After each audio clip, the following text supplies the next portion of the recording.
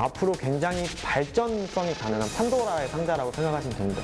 이게 열리면 어디로 무궁무진하게 발전이 될지 모르는, 그 누구도 예측할 수 없을 정도의 큰 가능성을 가지고 있고,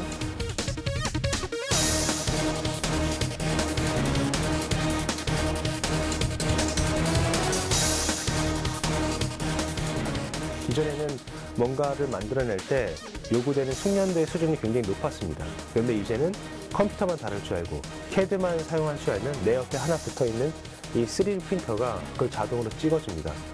그러니까 모두가 이 생산 기술을 갖게 되는 생산 기술의 민주화.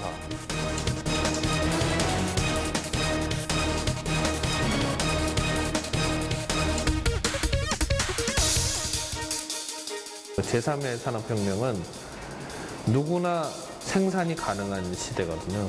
프린터가 그 수준이 되는 순간에는 이 세상이 한꺼번에 바뀔 수 있다는 거죠.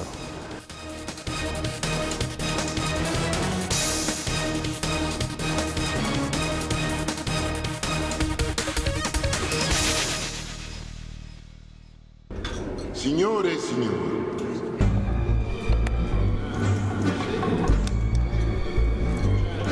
영화에 등장한 한 여인이 파티장에서 한 인물을 몰래 촬영한다.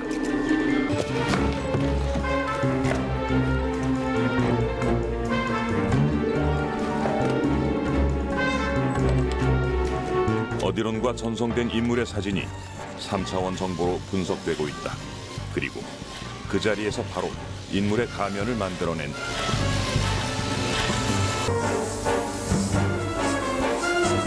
영화에서나 볼 줄 알았던 상상 속 기계가 현실이 되어 나타났다. 바로 3D 프린터다.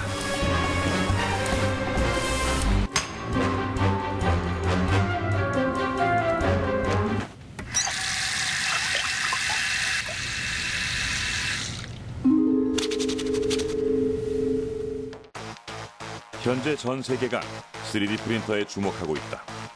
3D 프린터 기술은 이미 30년 가까이 된 기술이지만 최근 들어 저가형 3D 프린터 제작 방식에 대한 특허 기간이 만료되면서 3D 프린터 기술이 급속도로 대중화될 계기가 마련된 것이다. 이제 판도라의 상자는 열렸다. 제조업은 물론 일상생활에도 큰 변화를 몰고 올 것으로 예상되는 3D 프린터. 이 조그만 상자에 전 세계 수많은 사람들이 열을 올리고 있다. 세계 최초로 3D 프린터를 발명한 사람은 미국의 발명가 찰스 훌이다. 그는 1984년 3D 시스템사를 설립하고 1986년 액체 플라스틱을 층층이 쌓아 올리는 방식으로 딱딱한 물체를 출력하는 기술로 특허를 받았다.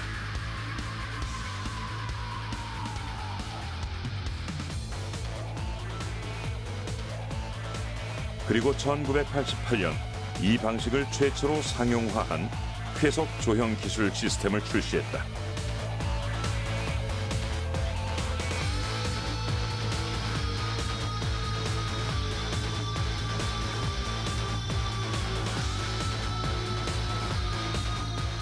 대부분의 새로운 기술이 그렇듯 초창기 3D 프린터를 사용하는 사람들은 막대한 자본을 보유한 이들이었다. 산업용 3D 프린터는 최소 1, 2억 원을 호가하고 있었기 때문이다.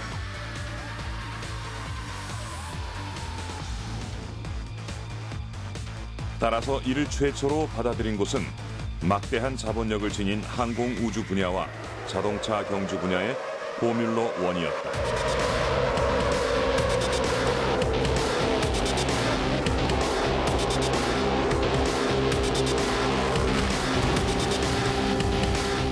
포뮬러 1팀의 부품을 납품한 알파 폼사는 3D 프린터 기술을 가장 빠르게 도입한 회사 중 하나다.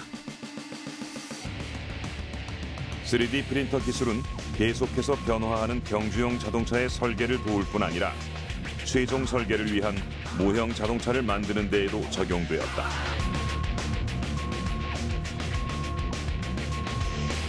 경주용 자동차의 부속품들은 매우 복잡한 모양을 하고 있어 일반 생산 방식으로는 몇 주가 걸렸지만 3D 프린터를 사용하면 48시간 내 생산이 가능했다.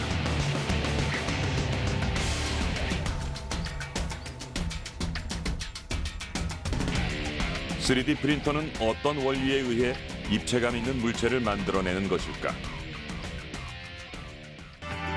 쉽게 생각하면 일반 잉크젯 프린터의 원리를 이해하면 된다.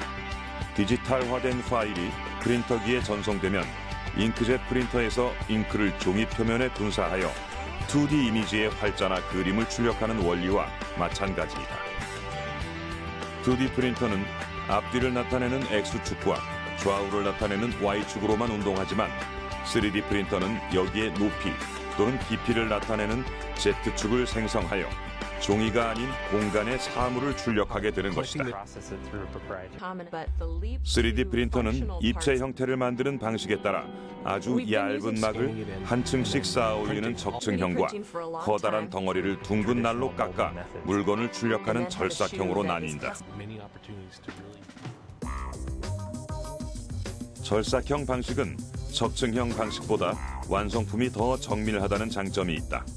하지만 컵처럼 안쪽이 파인 모양은 제작하기가 어렵고 한 덩어리에서 물건 하나가 나오기 때문에 채색 작업을 따로 해야 한다는 단점을 지녔다.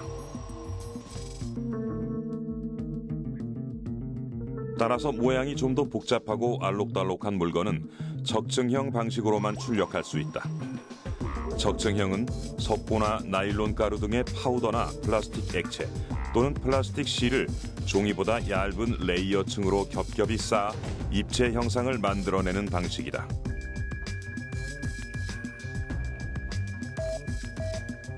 이 방식으로 우리는 놀랍게도 사람이 먹는 음식까지 출력할 수 있다. 미국 항공우주국 나사는 우주인을 위해 3D 프린터로 만드는 피자를 개발했다.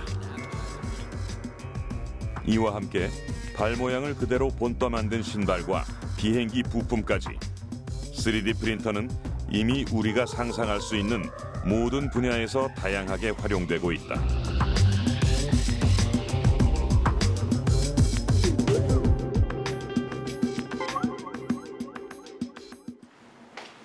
국내에서 일찍부터 3D 프린터 기술을 도입한 곳은 보청기 업계다. 3D 스캐너와 3D 프린터를 활용해 사람의 손으로 구현하기 힘든 정밀한 작업도 구현할 수 있어 귀에 꼭 맞는 맞춤형 보청기가 가능해진 것이다. 그러니까 그 사용자 귀 모양대로 본을 뜬 후 3D 프린터를 통해서 만들어진 보청기인데요. 일반 수작업에 비해서 3D 프린터는 사용자의 귀 모양을 그대로 구현해서 제작을 해주기 때문에 불량률이 현저히 줄어들고 사용자의 그 착용감이 되게 굉장히 높습니다.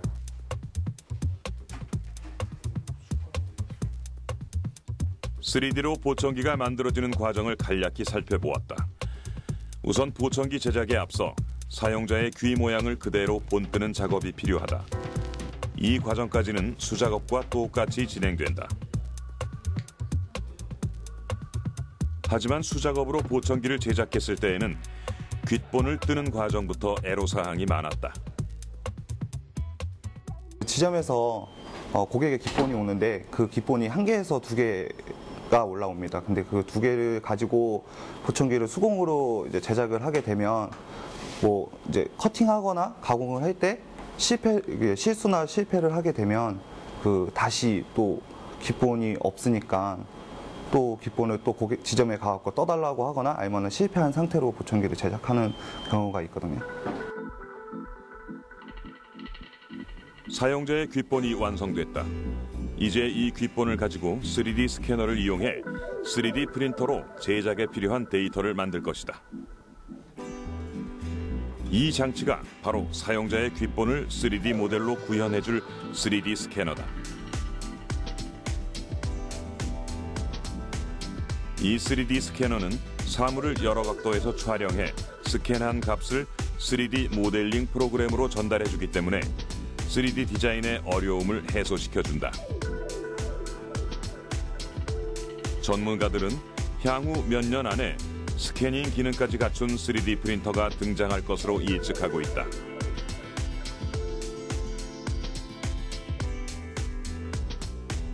이제 귓본의 모양을 스캔한 데이터가 3D 모델링 프로그램에 입력되면 조금 더 세밀한 모델링 작업에 들어간다.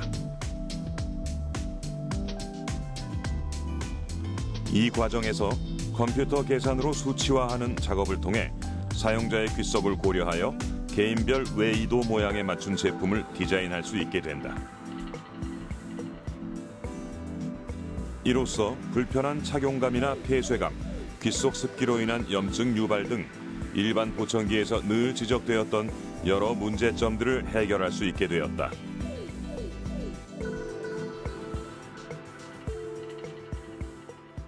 보청기를 만들면서 외관을 만들면서 그 고객의 귀를 보면서 만들기 때문에 그 보청기에 이제 피부에 닿는 부분이 뭐 수치화시킬 수 있습니다. 0.1mm가 고객의 귀에 닿는다. 0.2mm가 고객의 귀에 닿는다. 0.2mm가 고객의 귀에 닿지 않는다. 이런 거를 수치화시켜서 보청기를 제작할 수 있기 때문에 최대한 어디 부위가 닿으면 안 아픈지 어디 부위가 닿으면 아픈지를 판단을 해서 보청기를 제작할 수 있습니다. 또한 이 과정에서는 사용자가 원하는 형태에 따라 외관의 모양을 디자인할 수 있으며 이렇게 모델링을 마친 사용자의 데이터는 영구 보관돼 추가 제작 시 귓본을 다시 채취할 필요가 없어 작업 시간과 비용을 줄일 수 있게 된다.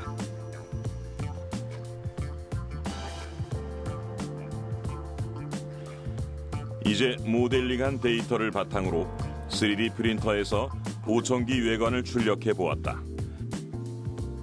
이 과정에서는 보청기 외관을 한 번에 50개까지 출력할 수 있기 때문에 대량 생산이 가능하다는 강점이 있다.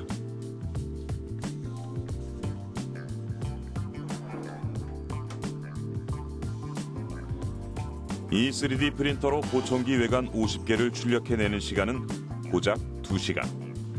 수작업으로는 상상할 수 없는 시간이 절약되었다.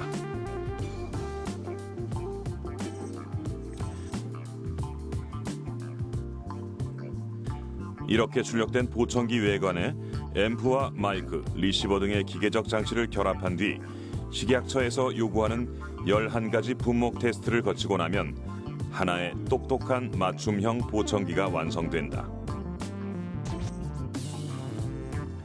보청기가 3D 프린터를 통해 점점 진화해 가는 것이다. 어디가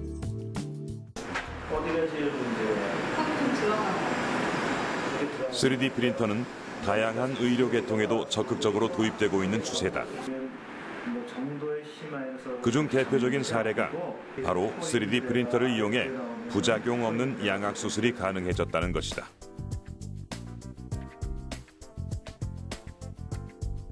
현재 양악 수술 전문의가 들고 있는 이 턱뼈 모형은 실제 환자의 턱뼈를 컴퓨터 단층 촬영으로 스캔한 뒤 3D 프린터로 출력해낸 것이다. 이로써 환자에게 수술 계획에 대한 이해를 자세히 도울 수 있게 되었다. 그렇다면 3D 프린터는 어떻게 부작용 없는 양악 수술을 가능하게 해주는 것일까?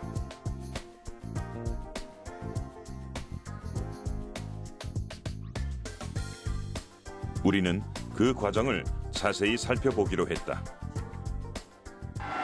사진 찍으실 건데요. 입술에 힘 빼시고 어금니는 딱 물어보세요.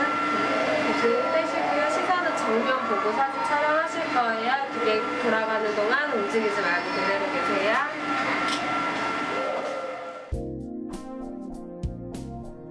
우선 환자의 턱뼈 상태를 스캔하기 위한 3D 컴퓨터 단층 촬영이 진행된다. 그리고 스캔한 자료를 바탕으로 3D 프린팅을 위한 모델링 작업에 들어간다.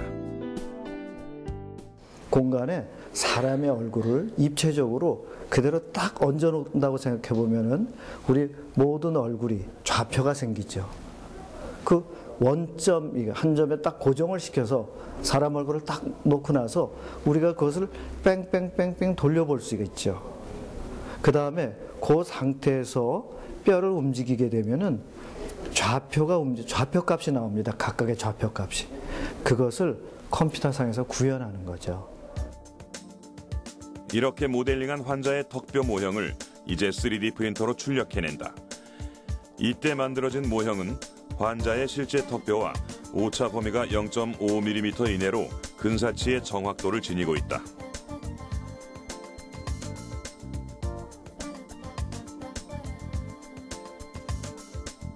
그런 뒤 컴퓨터상에서 먼저 모의 수술을 진행한다. 수술진이 실제로 하게 되는 수술을 컴퓨터상에서 그대로 재현하는 것이다.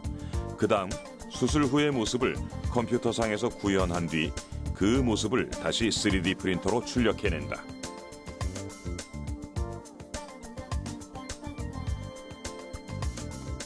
즉 수술 전 현 상태의 턱뼈와 모의 수술 후 턱뼈, 이렇게 두 개의 턱뼈 모형을 3D 프린터로 출력해내는 것이다. 수술진은 이렇게 두 개의 턱뼈 모형을 비교해가며 어떻게 수술을 할지 구체적인 계획을 세운다.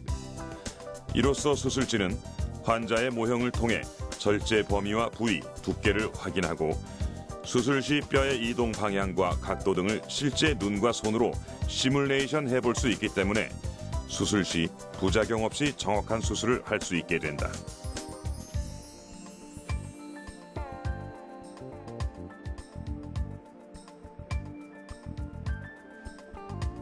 수술에 앞서 수술진은 출력된 턱뼈 모형을 가지고 실제 수술에서 사용하게 될 가이드를 제작한다. 턱뼈 모형 앞에 보이는 투명한 장치가 바로 수술 가이드다.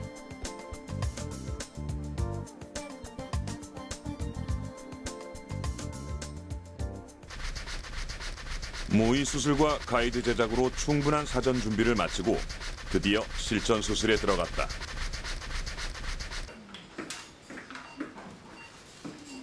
수술진은 사전에 환자의 턱뼈 모양과 두께, 길이뿐 아니라 신경선이 지나가는 위치까지 확인했기 때문에 수술 시 신경 손상의 원인을 차단할 수 있게 되었다. 이렇게 신경선의 주행 경로를 파악하면 신경 주행의 위치에 따라 그에 맞는 수술 방법까지도 선택할 수 있게 된다.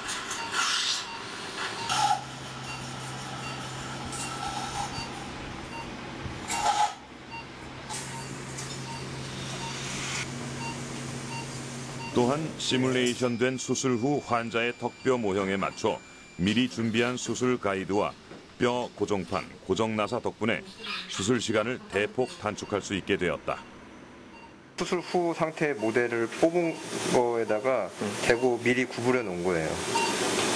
미리 준비를 해가지고 들어온 거, 3D 프린팅 된 모델을 이용해서 미리 플레이트를, 골판을 준비를 해가지고 들어온 거예요. 안 그러면 수술하면서 뼈 모양에 맞게 이거를 외과 의사들이 구부려야 되거든요. 근데 수술 후 시뮬레이션 된 모델이 3D 프린터로 나와 있기 때문에 거기다 대고 미리 구부리고 들어온 거예요. 그거 구부리는 시간만큼도 시간이 줄어들죠. 수술 시간도. 드디어 4시간 만에 걸친 수술이 끝났다. 3D 프린터를 이용해 양악수술 환자를 대상으로 수술한 결과 기존의 3D 컴퓨터 단층 촬영만을 통해 가상수술을 진행했을 때보다 모의 수술과 실제 수술 후의 결과가 더욱 일치하는 것을 확인할 수 있었다.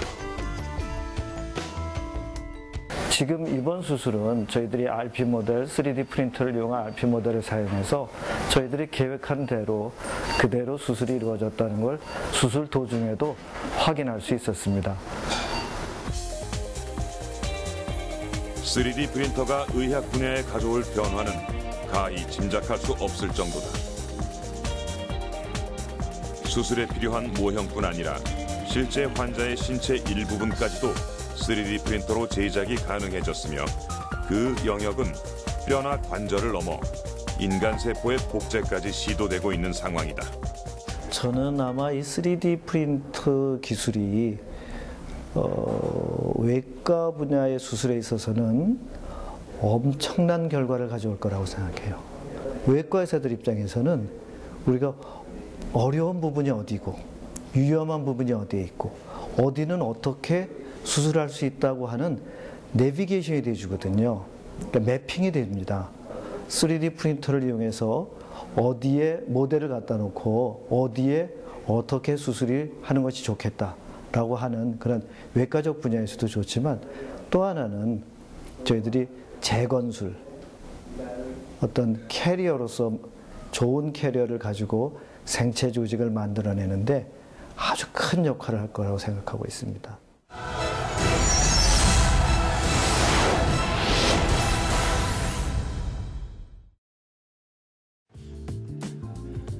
3D 프린터가 가장 널리 활용되는 분야 중 하나는 피규어 제작이다. 기존의 방식으로는 피규어 하나를 제작하는데 일주일 이상의 시간이 소요됐지만 3D 프린터로 출력하면 24시간이면 충분하다. 예를 들어서 디자이너가 이건 비너스 상인데요. 이거를 모델링을 해서 실제 제품화하고 싶다. 한두 개를 만들어 보고 싶다 했을 때 기존의 공법으로는 약 일주일 이상 소요가 되지만 3D 프린터로 출력을 하게 되면 24시간 이내에 출력을 할 수가 있고요. 그리고 마음에 안 들면 또 모델링을 바로 수정을 해서 또 출력을 하면 되고, 그다음 비용 면에서도 고가의 장비를 사용하지 않기 때문에 모델 샘플 제작 비용이 현저하게 줄어듭니다. 기존 공법 대비해서 약 5분의 1 이상 시간과 비용이 단축될 수 있습니다. 자신만의 독특한 제품을 만들어낼 수 있는 3D 프린터는 피규어 마니아층을 충족시킬 수 있는 유용한 도구가 돼주고 있다. 이 제품은 전자담배 배터리 부분의 전압을 측정하는 전압 측정기다. 이 제품의 겉면 케이스와 전면 패널, 보조 패널 부분이 바로 3D 프린터로 만들어졌다. 이처럼 3D 프린터는 다품종 소량 생산의 제품 제조업에서도 빛을 발하고 있다. 중소기업들이 제품을 생산할 때 공장 부지, 설비 라인 설치, 샘플 테스트 등의 많은 비용을 투입해야 하지만 3D 프린터를 활용하면 이러한 비용을 상당 부분 줄일 수 있게 된다. 이 제품은 3D 프린터로 프린팅된 파츠가 5개 파츠로 나뉘어져 있습니다. 이 5개 파츠를 만약에 일반 대량 생산체로 들어가게 된다면은 그 금형이라는 것을 제조를 하게 됩니다. 근데 그 금형 제작을 하는 데는 보통 적게는 수백만 원에서 많게는 수천만 원 정도가 소요가 됩니다. 그런데 이 3D 프린터를 활용하게 되면은 3D 프린터 구입 비용과 그다음에 소재 비용 그리고 약간의 그 운영 비용만 있으면은 다 가능하게 됩니다. 그리고 생산 양을 늘리려면은 단지 프린터 대수만 더 늘리면 됩니다. 네. 3D 프린터의 영역은 어디까지 왔을까? 네덜란드 건축가들은 세계에서 처음으로 3D 프린터로 건축물을 찍어내겠다는 계획을 추진하고 있다. 이 메비우스 띠처럼 생긴 건축물 모형이 바로 네덜란드 건축가들이 내년까지 3D 프린터로 찍어낼 2층짜리 건물이다. 이미 돌과 모래 등 다양한 건축 자재를 넣어 프린터로 모형을 찍어내는 데 성공했다. With the 3D printing, you can actually directly print the shape that you want without first having to make the mold. And that's where it not only aesthetically is an interesting technique. My personal approach of 3D printing building construction is using 3D printing as a start basis of making freeform cages. 이처럼 3D 프린터는 원하는 건축물 모양을 바로 찍어낼 수가 있고 인력과 시간을 줄여 훨씬 경제적이다. 이 계획이 성사된다면 건축 분야에서 3D 프린터의 이용은 기하급수적으로 늘어날 것이다. 2014년 2월이면 SLS 방식의 특허 기간이 만료된다. 이는 제조업 분야에 또 한 번의 혁명을 예고하고 있다. 기존에는 플라스틱, 실리콘, 고무 등으로 출력물 범위에 한계가 있었지만 SLS 기술 방식으로는 금속, 세라믹, 고분자 복합 소재 등의 물건도 제작이 가능하다. 이것은 3D 프린터로 만들 수 있는 것들이 무궁무진해진다는 뜻이다.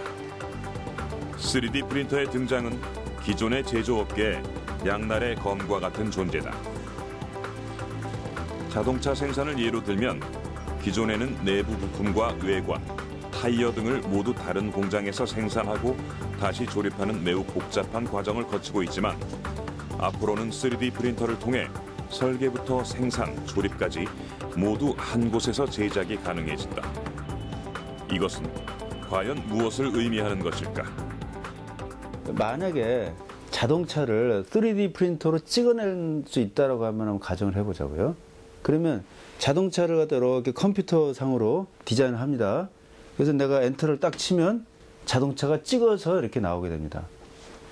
그렇게 되면 우리나라가 지금 현재 제일 경쟁력이 있는 게 이걸 조립하는 능력이 최고의 능력인데 그런 조립하는 능력을 갖추고 있는 나라는 경쟁력이 별로 없게 됩니다. 대신에 어떤 나라가 경쟁력이 있느냐 하면 그런 소프트웨어를 잘 만들고 그 관련한 데이터베이스를 잘 갖춘 나라가 경쟁을 갖추게 되고 이런 나라에서는 자동차를 개발할 때 다양한 자동차를 빠른 속도로 개발을 해서 시장에 내놓을 수 있게 되기 때문에 상대적으로 기존 방식으로 슬로우 그리고 몇 가지 모델을 내놓는 이런 업체에 비해서 경쟁력이 훨씬 높게 됩니다. 이것은 다시 말해 수많은 대량 생산 제조업계가 문을 닫게 되고 수많은 조립 노동자들이 갈 곳이 없게 되는 것을 의미한다.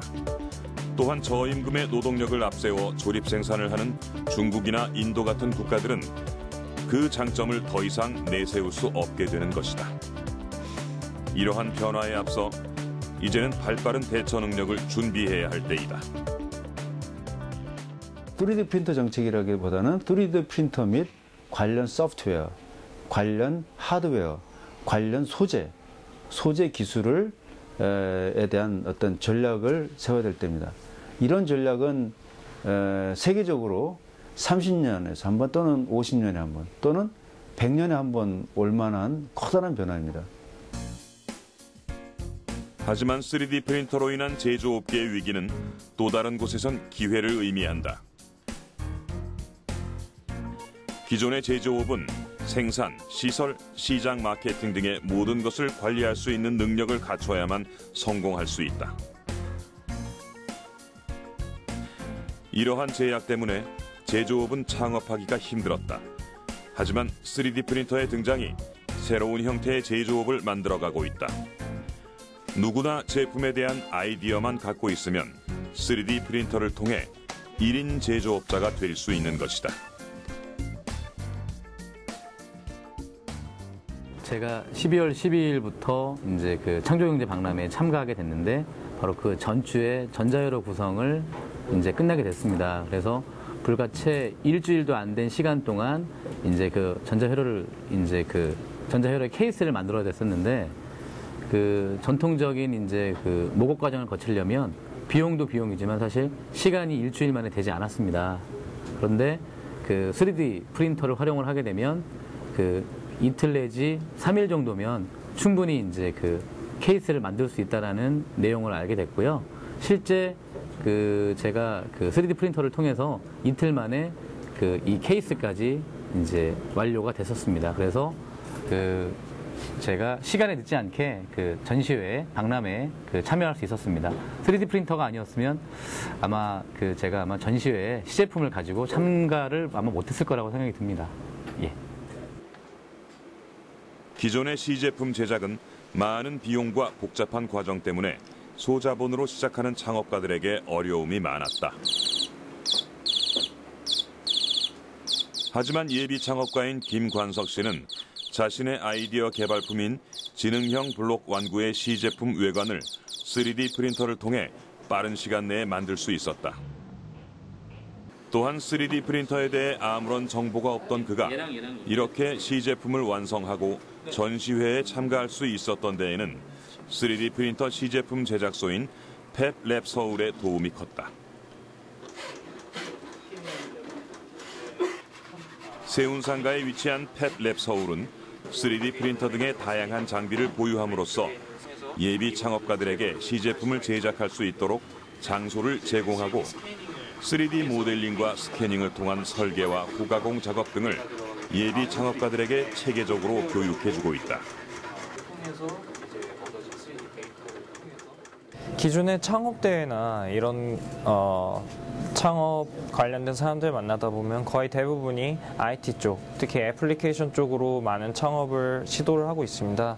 그러나 사실 제조업 기반의 창업도 굉장히 중요하고 그런 쪽에 수요도 있기 때문에 저희는 제조업 기반의 창업을 지원하고자 이런 디지털 제작 장비를 보유한 팹랩을 시작하게 된 거고요. 팹랩이란 디지털 장비와 오픈소스, 하드웨어 등을 활용해 누구나 간단하게 시제품을 제작할 수 있도록 환경을 제공하는 곳을 말한다. 다시 말해 예비 창업가나 중소기업가들이 기술적인 아이디어를 실험하고 실제로 구현해 볼 수 있는 공간이 바로 제작 실험실 팹랩이다.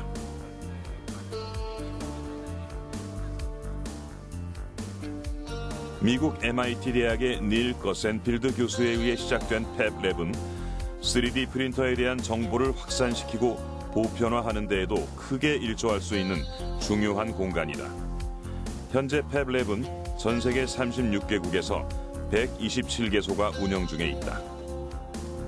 한 나라에 몇 개소씩 있을 정도로 팹랩은 활성화되었지만 우리나라는 출발이 다소 늦은 편이다.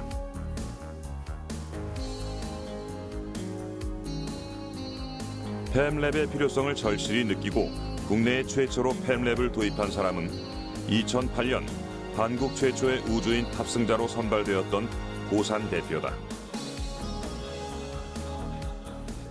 이런 공간들을 중심으로 뭔가 만들려고 하는 사람들, 메이커들, 그러니까 만드는 것에 대한 순수한 즐거움을 갖고 있는 사람들이거든요. 그리고 또한 그거에서 더 나가서 이런 뭔가 만드는 기술을 바탕으로 한 제조 창업자들이 모여들고 있습니다. 그래서 저희도 이 팹랩을 중심으로 우리 한국의 제조 창업을 꿈꾸는 분들, 그리고 또 정말 순수한 만드는 것에 대한 즐거움을 갖고 있는 분들이 모여서 함께 커뮤니티를 이루어갔으면 하는 바람으로 이 세운상가의 팹랩을 만들었습니다.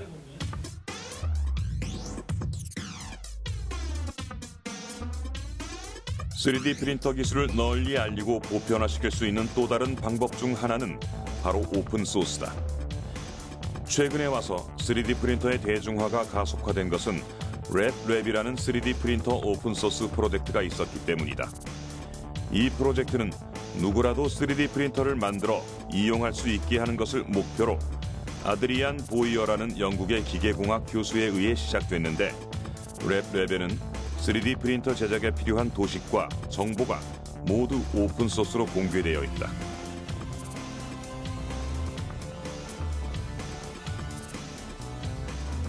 국내 3D 프린터의 선도주자라 할 수 있는 윌리봇 또한 랩랩의 오픈소스를 활용해 만들어질 수 있었다. 윌리봇 창시자 주승환 대표는 랩랩의 오픈소스인 3D 프린터 제작 기술에 자신만의 독자적인 아이디어를 첨가해 윌리봇을 만들어냈다. 주승환 대표는 자신이 개발한 윌리봇의 노하우를 랩랩과 마찬가지로 대중에게 모두 공개했다. 이들은 윌리봇 오픈소스 공간을 통해 3D 프린터에 대한 다양한 정보를 습득하고 자신들이 아는 또 다른 정보를 서로 교류하고 있다. 또한 주승환 대표는 온라인 공간뿐 아니라 정기적인 워크숍을 통해 자신만의 노하우를 아낌없이 전수하고 있다. 현재는 윌리봇 워크숍에 참여했던 초기 멤버들이 주승환 대표와 함께 3D 프린터에 대한 전도사 역할을 맡아 3D 프린터를 대중화하는 데 앞장서고 있다. 많이 발전을 했고 의학이며 패션이며 생활에 많이 접목이 되고 있었는데 국내에서는 아직 3D 프린터가 미미하다.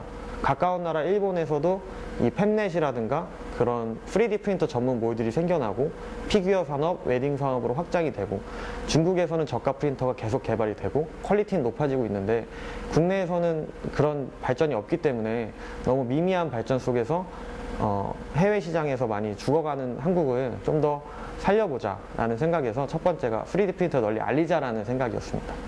저희 3D원의 첫 번째 프로젝트 이제 암나봉을 만들어 왔는데요.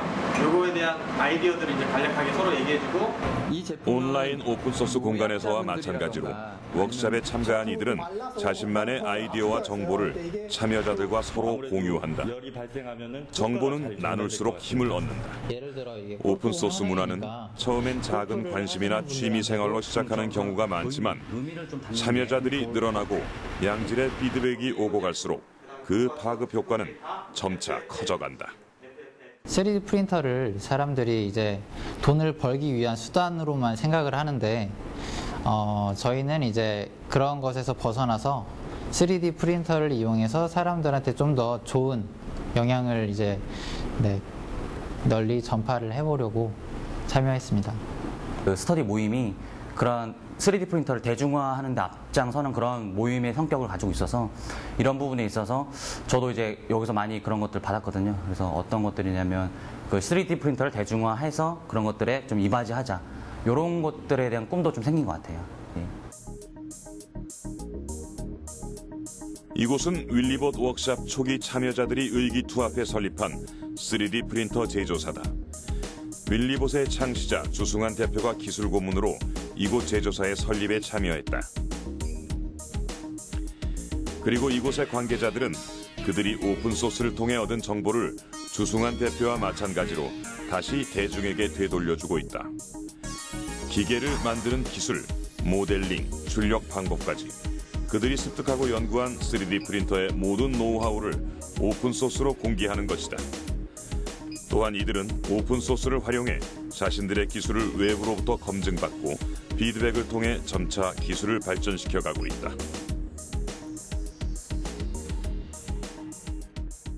저희가 이제 기존에 했던 기술이 있으면 거기에 더 좋은 아이디어를 다 받습니다. 그래서 더 좋은 아이디어가 있으면 그것이 더해지고 또 새로운 유저분들의 아이디어가 더해지고 이분들의 아이디어가 직접 기계에 다 적용이 됐고 좀 크리티컬한 아이디어를 주신 분들한테는 저희가 이제 기술 지원비를 또 드리기도 하고 저희와 협업도 가능하게 해서 계속적인 발전을 이루었고 최근 선보인 윌리봇 신제품 또한 이렇게 다양한 참여자들의 아이디어가 더해져 한층 발전된 형태로 출시하게 되었다. 이것이 바로 오픈소스가 가진 힘이다. 그 업그레이드된 제품은 저희뿐만 아니라 타사에서도 문제가 되고 있는 부분들을 저희가 이제 업그레이드한 제품인데요. 먼저 첫 번째는 무게입니다. 단단한 무게로 무거운 무게로 안정감 있게 출력이 되어야 이제 출력의 퀄리티가 상승하기 때문에 저희가 철제 스틸 프레임으로 무게를 높여서 안정감 있는 출력이 가능하게 만들었고요. 그 다음에 바닥면, 이 베드라고 하는데 이 베드의 온도가 적정 수준이 올라가고 적당하게 분배가 되어야지 좋은 출력물이 나옵니다. 그래서 그 바닥면을 저희가 열선을 다 깔아서 PCB 베드판으로 교환을 했고요. 그 외에는 이제 PC판이라고 케이싱을 만들어서 내열이나 소음을 좀 더 줄였습니다. 그동안 3D 프린터는 소음과 내열이 심해 가정용으로 쓰기에 많은 불편함이 있었다. 하지만 새로 출시한 윌리봇은 출력 공간이 투명의 단열과 반음 소재로 내면이 막혀 있어 내열과 소음을 줄여 이런 불편함을 해소하였다. 이 정교해 보이는 물체들이 모두 윌리봇으로 출력한 것들이다. 빛을 비추면 이미지 형상이 생기도록 음영 처리를 한 출력물이 있는가 하면 각각의 파체를 따로따로 출력해 하나로 합친 출력물도 있다. 이렇게 정교한 출력이 가능한 이유는 바로 3D 프린팅의 핵심인 모델링이 잘 되었기 때문이다. 모델링이 중요한 부분이 뭐냐면 이 각 파츠를 하나하나 뽑았을 때 그 톱니와 톱니 사이가 잘 맞물려야 되고 이것이 하나로 합쳐졌을 때 이렇게 풀리지 않게 힘을 줘도 풀리지 않게 딱 들어맞게 모델링을 하는 게 굉장히 중요합니다. 사람들은 하드웨어인 3D 프린터 그 자체에 주목하지만 정작 중요한 것은 바로 어떤 물체를 잘 출력해내는가의 여부가 달린 모델링, 즉 소프트웨어다.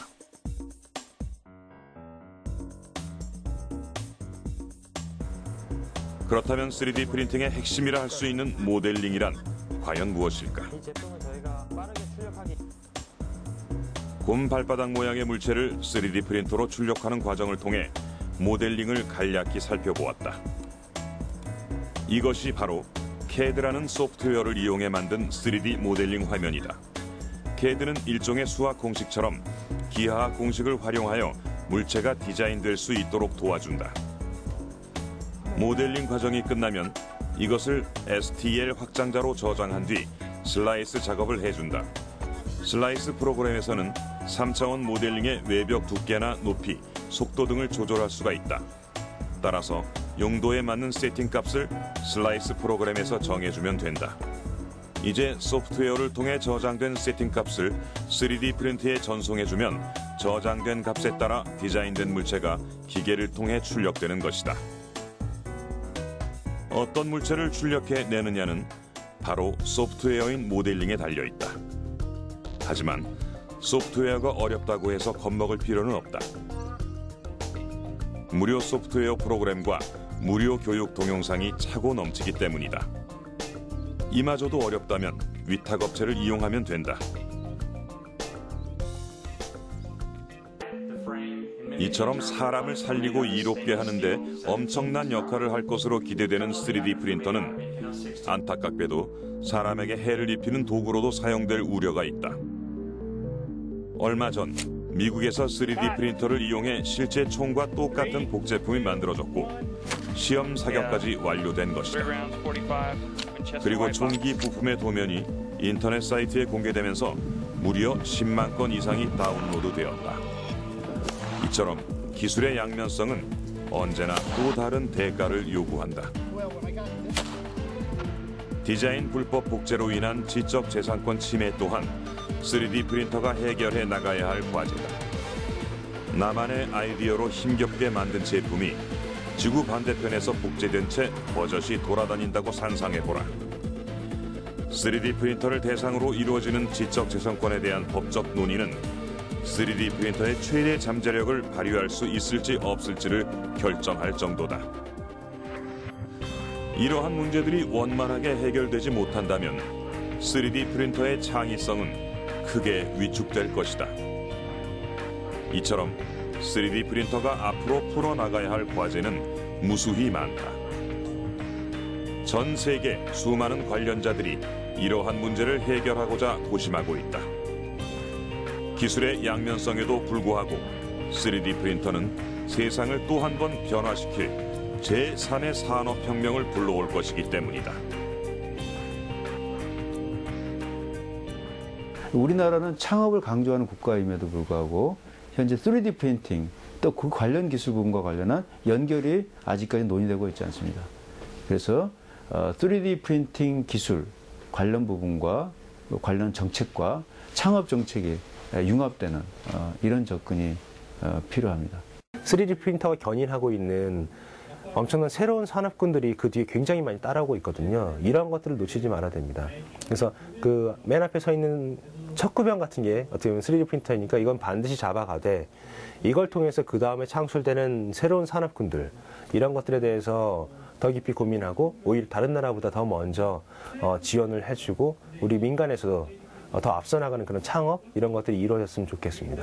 어느 날 보면 자동차 공장에 전부 3D 프린터만 있을 거예요. 그래서 어느 날은 트럭 찍다가 어느 날은 그 세단 찍다가 뭐 이런 식으로 되고 자동차 공장도 가보면 아무것도 없어요. 그냥 프린터만 있을 뿐이죠. 세상을 변화시킬 거예요.